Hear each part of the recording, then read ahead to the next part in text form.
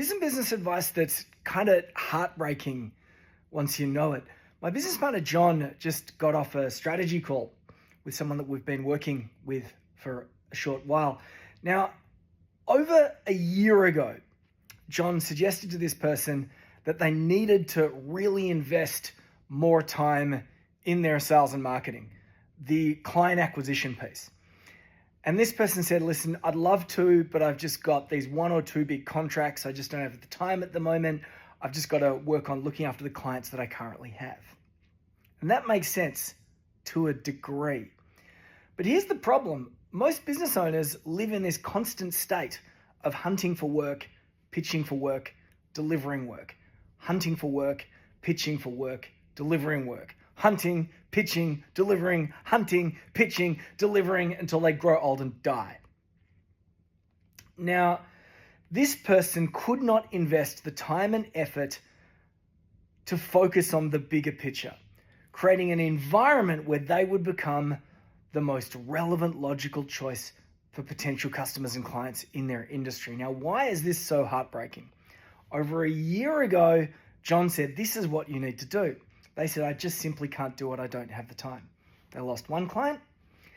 Then they doubled down on the client that they had. What do you think happened next? They lost that next client. And when they lost that next client, they had no clients.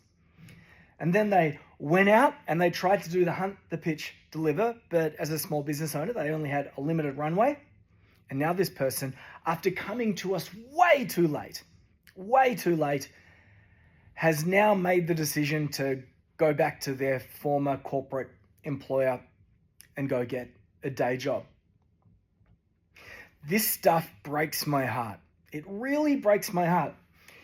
Here's the piece of business advice that's heartbreaking and super obvious once you know it. You need to be investing at least 20% of your time and your money and your infrastructure and your budget and whatever on winning the next client. Indeed, the businesses that are really crushing it are investing 20%, 30%, 40% of everything that they do in winning the next client. The businesses that can invest the most in new client acquisition are always going to win. So here's a little bit of a tactic and a little bit of a strategy. All right, number one, if you're not spending 2 hours a day on new business development, you probably shouldn't be in business. I'm sorry. The more time that you can invest in building your brand and winning your clients is going to be better for you. And then you can offset the client delivery work to other people because you're bringing in work. 2 hours a day. It's not much. The second bit is that you need to be allocating a percentage of all revenue that comes in to, again, winning the next client.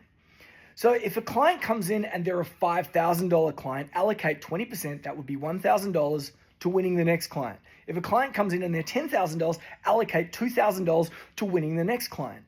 And this becomes this amazingly powerful flywheel because every time you win a client, you put aside money that goes into your war chest to win the next client. That war chest can be spent on training so that you can get really good at whatever it is that you do or get really good at the sales and marketing piece.